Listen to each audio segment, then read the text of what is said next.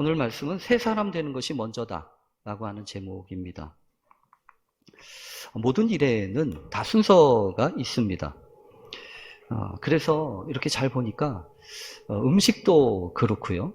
또 어떤 일을 할 때도 보면 그에 적절하게 되어지는 일의 순서가 있는 것을 보게 됩니다. 물론 뭐 아무렇게나 해도 된다고 하는 생각들이 있죠. 그만큼 뭐 이것저것 뭐 순서가 어디 있어, 그냥 빨리빨리 하면 되지, 이렇게 이야기할 수도 있지만 아무래도 여러분 절차와 그 과정을 잘 지켜서 하는 것과 그냥 막 하는 것은 다를 수밖에 없습니다. 아무리 급해도 나중에 해야 될 일이 있고 먼저 할 일이 있습니다. 또 어떤 상황에서도 마찬가지입니다. 일을 제대로 하려면 조금 힘들고 번거로워도 그런 정해진 일의 순서를 따를 필요가 있습니다. 일의 순서를 따르지 않고 제멋대로 그냥 그때그때마다 기분과 감정과 상황에 따라서 한다면 기껏 준비를 잘 해놓고서도 결국에는 일을 그르칠 수 있음을 우리는 기억해야 합니다. 그래서 삶을 탁월하게 사는 사람들에게는 일의 우선순위가 정해져 있습니다. 다 보면, 왜냐하면 모든 시간, 모든 자원들을 다 쓸 수 없기 때문이라는 거죠. 어차피 주어진 한계 안에서 주어진 시간을 살고 있기 때문에 우선순위를 정하고 그것에 따라서 살 수밖에 없다고 하는 것입니다. 만약에 이런 우선순위가 불확실하다면 여러분 어떻게 되겠습니까? 우선순위가 없으면 이런 현상이 나타납니다. 언제나 급한 일에 끌려다니기 쉽습니다. 그렇잖아요. 처음에는요, 모든 일이 다 급해 보여요. 안 급한 게 어디 있습니까? 다 죽겠다고 그러고 다 힘들다고 하고 다 어렵다고 하니까 이렇게 보면 다 급해 보인다는 거죠. 그런데 조금만 시간이 지나고 이제 원숙해지고 시간을 이렇게 볼 수 있기 시작을 하면 이게 급한 일이고요. 천천히 해도 되는 일들이 있다고 하는 것을 우리가 알게 된다고 하는 거죠. 그렇게 되면 똑같은 상황, 똑같은 일임에도 불구하고 상대적으로 여유가 이렇게 생기는 것을 볼 수 있습니다. 그러면 자연스럽게 실수가 줄어들지 않겠습니까? 자연히 그렇잖아요. 급하다 보니까, 정신없이 하다 보니까 상대적으로 실수도 하는데 그런 부분들을 이제 줄여갈 수 있다고 하는 거죠. 그래서 일의 순서, 또 일의 이 절차와 과정, 이런 것들을 잘 살필 필요가 있고, 특히 선후를 잘 따질 필요가 있어요. 영어 표현에도 여러분 그런 게 있더라고요. 이 put the cart before the horse라고 해서 이 말과 마차의 관계를 그렇게 설명을 하더라고요. 본말이 전도되다라고 하는 표현이 그 표현이래요. 그러니까 마치 카트, 이 마차를 말 앞에 둘 수도 있잖아요. 보통은 말 다음에 카트를 이렇게 끌게 해서 끌고 가는데 이게 순서를 바꾼 겁니다. 앞에 마차를 두고 말을 뒤에 둔 거예요. 그러면 여러분 제대로 갈 수 있겠습니까? 제대로 갈 수 없죠. 그래서 이 본말이 전도되다라고 하는 것처럼 이렇게 중요한 것과 중요하지 않은 것들이 막 섞여 있고 이게 일의 순서가 구별되지 않으면 반드시 그런 결과를 가져온다고 하는 거죠. 그래서 저는 그렇게 믿습니다.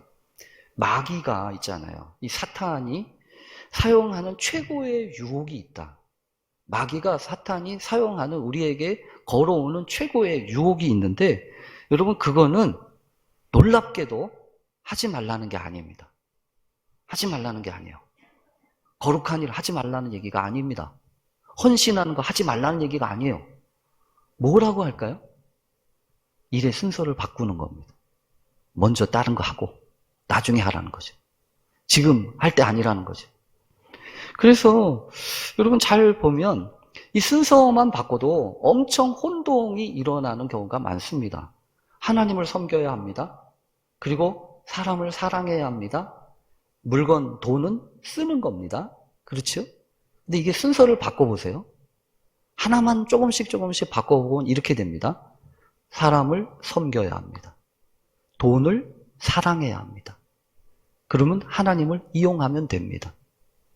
여러분 엄청난 차이잖아요. 그냥 순서만 바꿨을 뿐이라고요. 건강한 신앙을 위해서는 저는 그렇다고 믿습니다. 뭐 많이 알고 뭐 많이 경험을 가지고 이것도 중요하지만 어떤 상황에서도 먼저 할 것이 있음을 아는 것, 순서를 제대로 아는 것, 그것이 능력의 원천이고 또 강력한 신앙을 가지고 있는 그런 토대가 된다고 저는 믿습니다. 어쨌든 이 위기의 시대일수록 우리가 먼저 할 것이 있구나, 앞뒤가 있구나 라고 하는 것을 알 필요가 있습니다. 그래서 위기라고 하는 것은 여러분 다른 게 위기가 아닙니다. 위기의 시대라고 얘기해서 뭐 위기라고 할 때 일이 어렵고 상황이 힘든 게 위기가 아닐 수 있습니다. 그건 다 어려우니까요. 그건 다 힘드니까요. 뭐가 진짜 위기냐 하면 먼저 해야 할 것을 하지 않고 나중에 해도 될 것을 먼저 하게 되는 거. 거꾸로 되는 거. 그게 진짜 위기라고 하는 거죠. 그래서 잘 보면 어디든지 그런 문제들이 있습니다. 요즘 이제 감리교 본부 안에서도 그런 일들이 일어나는 것을 봅니다. 뭐냐 하면 어떤 일을 하든지 여러분 위에 있는 분들, 특별히 정책을 위반하고 뭘 하는 결정자들이 여러분 뭐 하고 싶은 일들이 많이 있지 않겠습니까? 그러면 보통은 기도하고 준비하고 또 그거와 관련된 사람들하고 좀 만나서 이야기도 하고 상황도 좀 체크하고 그래서 이런 거 함께 준비해 봅시다. 이러면서 어떻게 하면 더 좋은 일을 할 수 있을까요? 이러면서 논의하고 그러고 난 다음에 결정적으로 이제 발표도 하고 그리고 참여할 사람들 독려하고 이래야 되는 거 아니에요? 근데 요즘에 있잖아요. 조금 그렇게 안 되는 것 같아요. 어떻게 되냐면 위에서 그냥 결정해 버립니다. 본인이 하고 싶은 거에 결정을 해버려요. 그러고서 밑에다가 이렇게 떨고요. 오늘 이거 하기로 했으니까 이렇게 합시다. 그러고 보니까 이제는 저도 그런 경우가 많은 것 같아요. 그런 건 안 돼요. 잘 보니까 그런 것 같아요. 먼저 해치우려고. 그냥 쉽게 하려고. 왜냐하면 여러 사람들한테 같은 말을 해야 되고 또 그분들의 동의를 얻어야 되고 그러니까 힘들단 말이에요. 그러니까 그런 거 안 하고 그냥 하려고 하기 위해서 그냥 해치운다는 거죠. 그러면 여러분 처음은 돼요. 아니 한 번은 됩니다. 그런데 그 다음이 문제입니다. 언제나 그렇지 않겠습니까? 그래서 이게 한 번 하고 말 것이 아니라고 한다면 우리의 삶 속에 이 순서와 또 질서를 지켜서 이런 일들을 잘 할 수 있도록 우리가 함께 협력하고 경험하는 것은 그건 훨씬 더 중요하다라는 생각을 합니다. 특히 아까 말씀드린 것처럼 위기와 이 시련의 때는 다른 게 아니라 그것을 훈련할 수 있는 최고의 기회입니다. 그것을 위해서 어쩌면 위기가 있고 시련이 있는 건지 모릅니다. 여러분 성경에 보면 그런 사건이 있지 않습니까? 아합 왕 때 이세벨이 다스리고 있었던 그때에 영적으로 가장 이 어두웠던 때라고 보통 암흑기라고 얘기하죠. 근데 그때 사역했던 사람 중에 한 사람이 엘리야입니다. 이 엘리야가 여러분 성경에 보면 여러 가지 훈련을 받고 이런저런 일들을 합니다. 그런데 성경에 보면 있잖아요. 그리 시냇가에서 이렇게 잘 있다가 그것도 떨어지고 이제 사렙다라고 하는 곳으로 가면서 과부에게 가서 만나라고 그러지 않습니까? 근데 보니까 이 과부가 있잖아요. 부자고 넉넉할 줄 알았어요. 근데 웬걸요? 막상 만나고 보니까 기름병에 밀가루통에 아주 조금밖에 남지 않아가지고 이제 그냥 끝내버리려고 하는 그런 위기 상황에 있었던 그런 가정이지 않아요? 그런데 이렇게 보더니 여러분 엘리야가 거기다가 더 청천벽력 같은 소리를 하잖아요. 먼저 밀가루 네가 남은 거 기름병에 있는 거 조금 밀가루통에 있는 거 다 써서 떡 만들고 그거 먼저 가져와서 내가 먹고 너희들 자녀들이 또 너가 먹어라 이렇게 얘기하지 않습니까? 그러니까 여러분 이거는 고모히 생각해 보면 하나님 너무하신 거예요. 아니 여러분 벼룩이 간을 빼먹지. 그 얼마 남았다고. 그거 조금 남은 거 가지고 그냥 겨우겨우 아껴서 먹고 아들내미하고 그 마지막 먹고 하려고 그랬는데 그걸 내놓으라고 하니 여러분. 그게 말이 됩니까? 아마 저는 있잖아요. 엘리야도 그 말하면서 참 어려웠을 것 같아요. 그런데 여러분 그 말을 들었던 이 과부가 그 일을 하잖아요. 그러니까 여러분 어려운 때 위기의 상황은요. 영락 없어요. 먼저 할 것이 무엇인지를 훈련하는 가장 좋은 때입니다. 그래서 이 코로나 시대에도 뭐 코로나가 끝난지 안 끝난 건지 모르지만 어쨌든 여러분 이 위기의 시대, 어려움의 시대도 여러분이 먼저 하는 게 그게 여러분의 제일 관심사 아닙니까? 그렇잖아요. 중요해요. 이거는 그냥 급하다고 할 일이 아닙니다.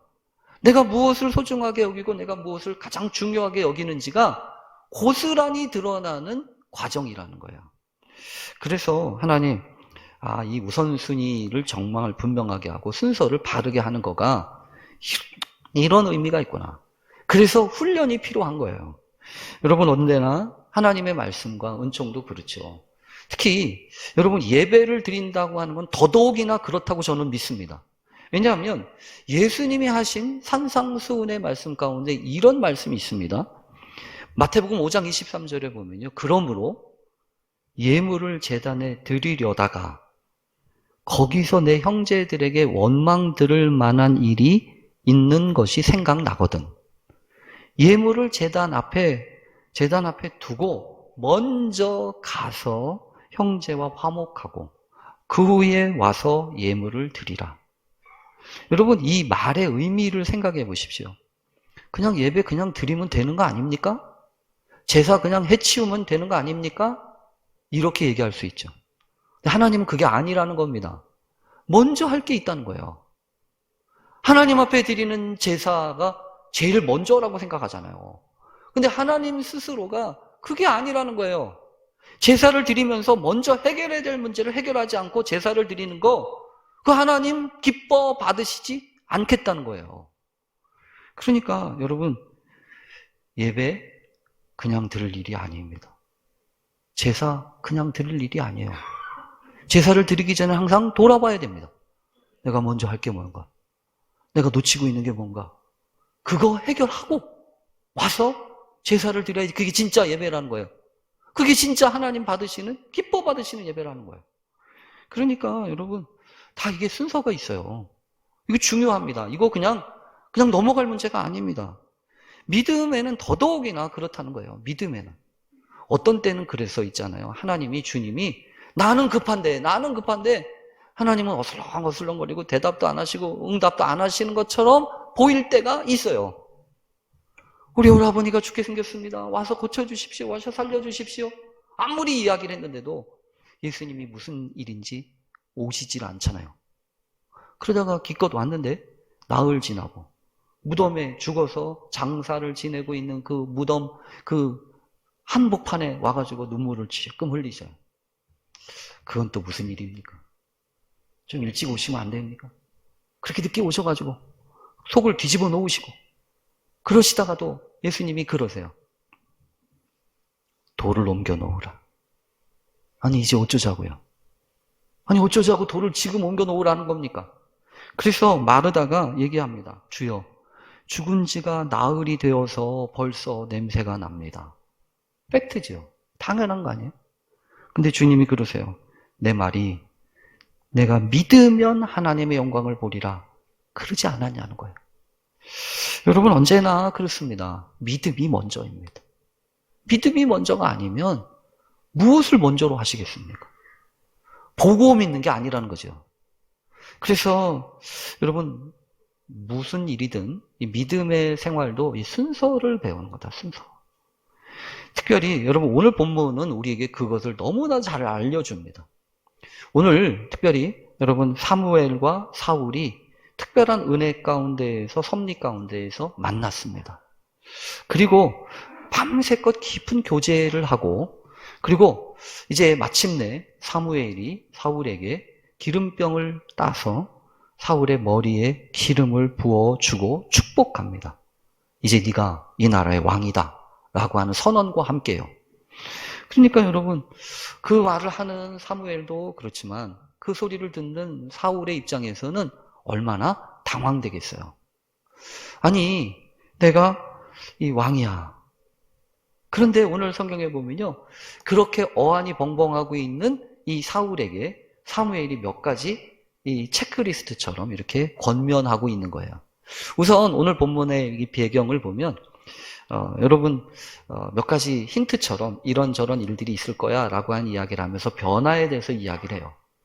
그래서 너 지나가다가 나 만나고 이제 돌아가다가 라헬의 묘실 곁에서 두 사람을 만날 거야. 근데 그 사람들로부터 야, 암낙이 네 집에서 잃어버린 그 너가 지금 찾고 있는 암낙이 찾았다고 하는 얘기를 들을 거야. 그런데 암낙이 걱정은커녕 이제 너 걱정을 부모가 하신다는 얘기를 들을 거다. 이게 첫 번째 만남이고요. 두 번째는 성경에 보면 이렇게 되어 있어요. 다볼 상수리 나무 아래 거기에서 하나님을 뵈려고 베델로 올라가던 세 사람을 만날 건데 한 사람은 염소 새끼 3마리, 또 한 사람은 떡 3덩이, 한 사람은 포도주 한 가죽 부대. 여러분 이거 잘 생각해 보세요. 왜 이렇게 얘기할까요? 기억하기 쉬우라고요. 다른 거하고 헷갈리지 말라고요. 그러니까 이런 상황은 징조예요. 다 징조예요.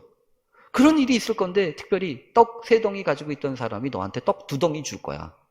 그러니까 여러분 3덩이 중에서 2덩이 주는 건 좀 특별하잖아요.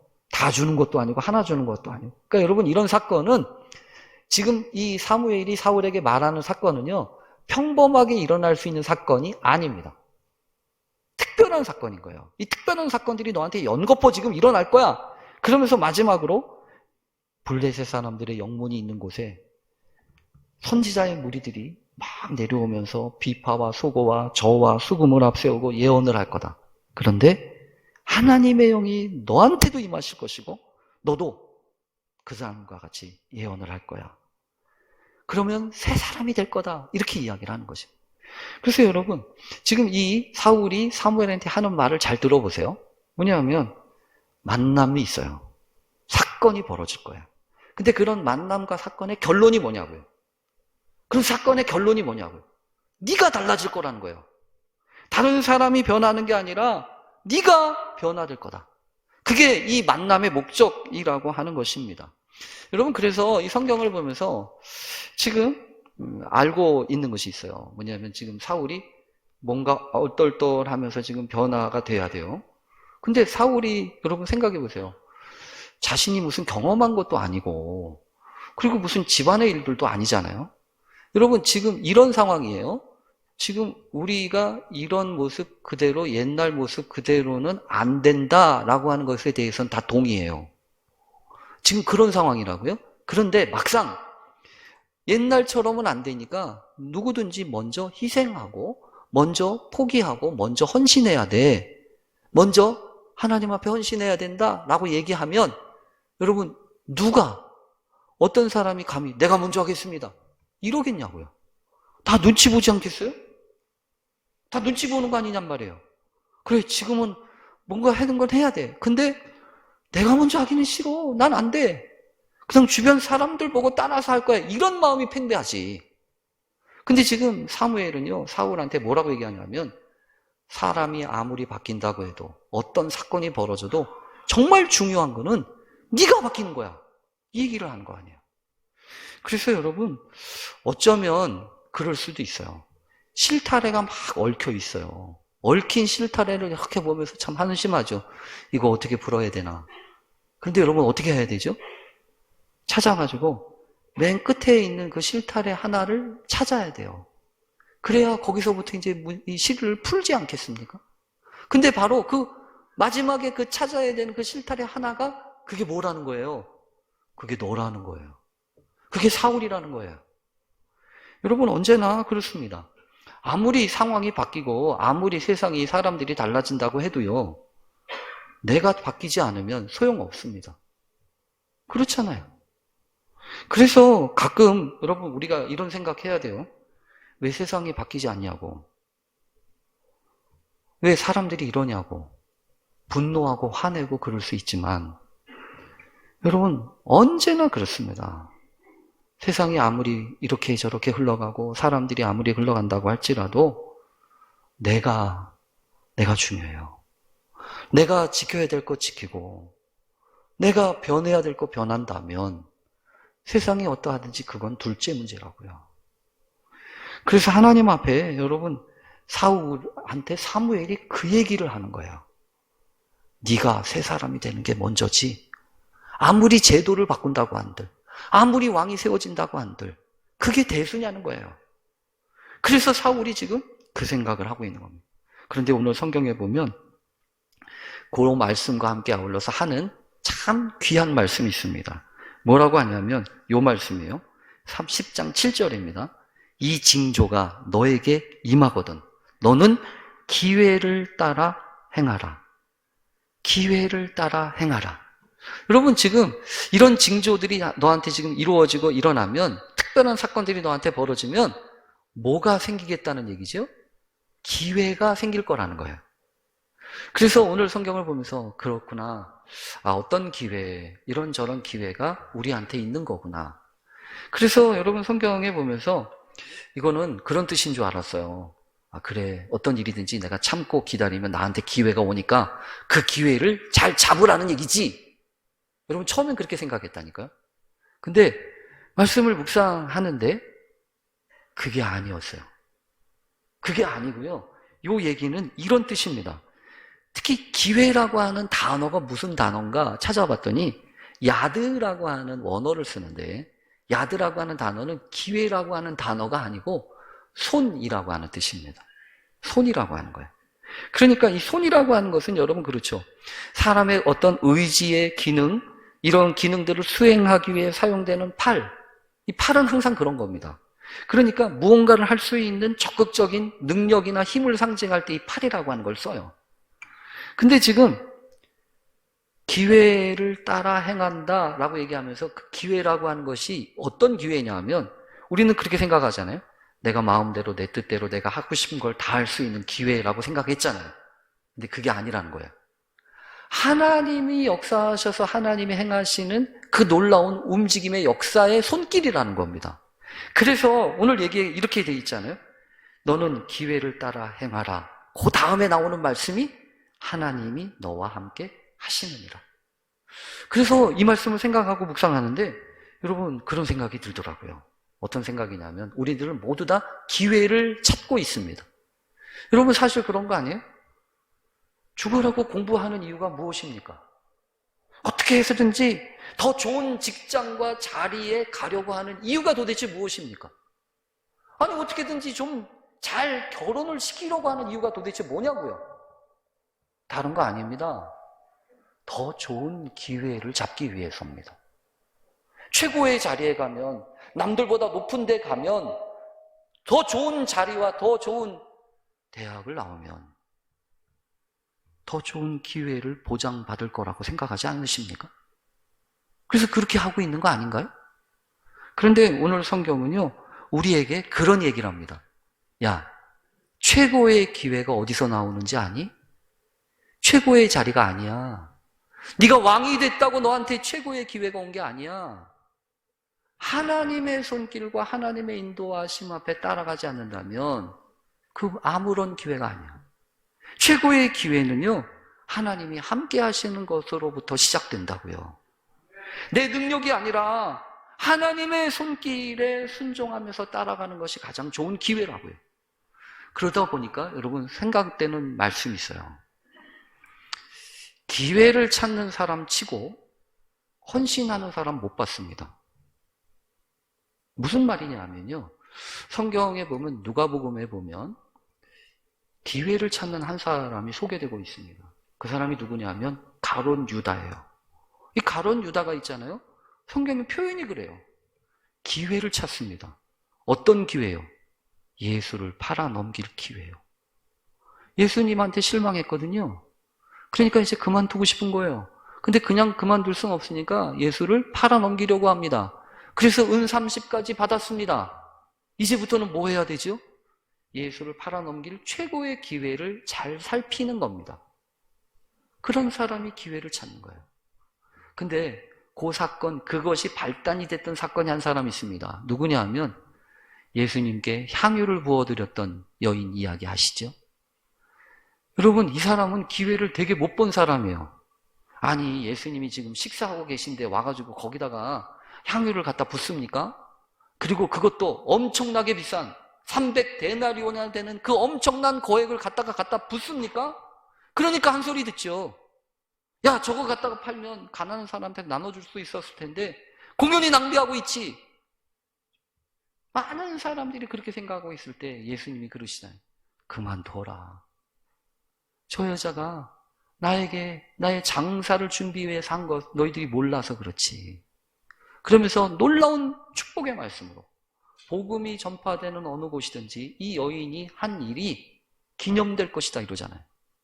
헌신하는 사람은요, 기회 찾지 않아요. 아마 여러분도 그렇지 않습니까? 내가 하나님 앞에 헌신할 거야. 그러면 지금 하면 그만인 거지요. 더 좋은 기회 찾으면 그때 헌신할 수 있을 것 같습니까? 아니라는 거예요. 그러니까 최고의 기회는 다른 때 아닙니다. 최고의 기회, 하나님의 말씀에 순종하면서 하나님의 인도하심을 따라 살기 시작하는 것이 최고의 기회인 거예요. 그래서 사울도 그걸 지금 배우고 있는 겁니다. 너 내 자신이 변화되면 분명히 기회가 올 거야. 그런데 쓸데없이 더 좋은 기회 찾지 말라는 겁니다. 언제나 주어진 기회, 하나님이 허락하실 것을 믿고 믿음으로 순종하며 나가면 더 하나님이 역사하실 거라는 걸 얘기를 지금 사무엘이 사울한테 한다는 거죠. 그런데 여러분, 그 기회를 잡을 수 있는 가장 좋은 비결이 하나 있어요. 오늘 성경은 이렇게 끝납니다. 뭐라고 얘기냐면, 너는 나보다 앞서 길갈로 내려가라. 내가 내게로 내려가서 번제와 화목제를 드리니 내가 내게 가서 내게 행할 것을 가르칠 때까지 7일 동안 기다리라. 여러분, 기회를 잡을 수 있는 가장 좋은 방법이 있어요. 우리는 그러죠. 최고의 준비, 최고의 기회 이렇게 생각하잖아요. 근데 아무래도 준비가 부족하니까 기회가 덜 없는 것 같잖아요. 그런데 여러분, 오늘 말씀에 따라 생각해 보면 준비가 부족해도 최고의 기회를 잡을 수 있는 비결이 하나 있어요. 기다리는 거예요. 그래서 너는 내려가서 내가 너에게 행할 것을 가르칠 때까지 7일을 기다리라고 하잖아요. 그러니까 사울이 해야 될 이제 사명이 분명합니다. 왕의 사명을 지켜야 돼요. 근데 그 왕의 사명을 지키는데 어떻게 해야 됩니까? 기회를 잘 살려야 돼요. 근데 그 기회는 하나님이 하실 거예요. 그러니 내가 해야 될 일은 어떻게 하는 거죠? 기다리는 거예요.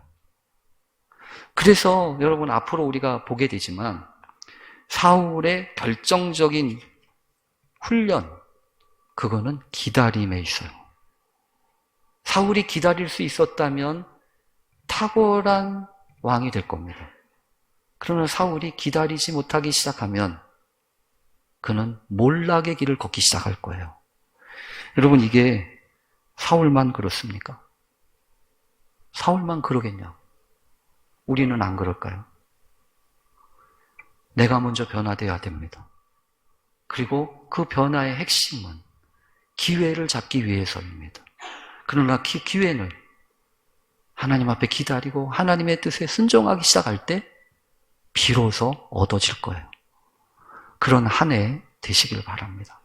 하나님의 역사를 이루어가는 놀라운 은총의 사람들 다 되실 수 있기를 간절히 축원합니다. 우리 기도하겠습니다. 하나님, 완벽한 준비보다 중요한 것은 부족해도 순종하려고 하는 자세를 갖추는 일인 줄로 믿습니다. 이를 위해서 필요한 것이 기다림인 줄로 믿습니다. 부족한 준비를 채워주는 하나님의 방식은 기다림인 줄로 믿습니다. 내가 생각하는 것보다 늦어진다고 낙심하지 않게 하옵소서. 하나님의 인도하심은 결코 늦지 않음을 기억하며 믿음으로 순종하며 감사하며 이 길을 가게 하옵소서. 예수님의 이름으로 기도합니다. 아멘.